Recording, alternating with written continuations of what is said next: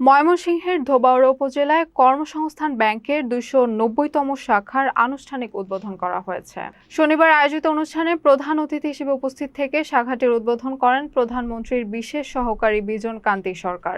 অনুষ্ঠানে বিশেষ অতিথি ছিলেন ময়মনসিংহ ১ আসনের সংসদ সদস্য আলহাজ মোহাম্মদ সালমান ওমর রুবেল এবং ময়মনসিংহ বিভাগের বিভাগীয় কমিশনার এস.এম. হুমায়ুন কবির সরকার।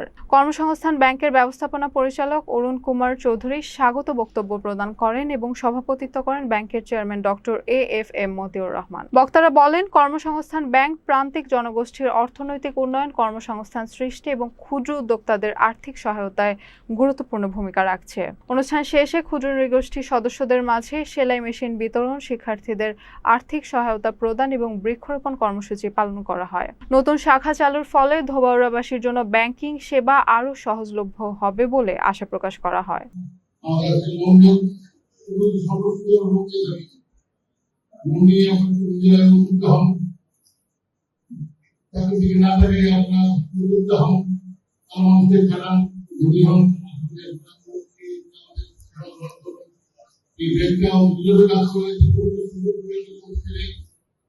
আমরা দুপুরে থেকে সুস্থ থেকে বিভিন্ন বলেছেন যে আপনারা আমি দুপুরে কারণ আমি ভালো জায়গা আমি ভালোভাবে উদ্বোধন করবো।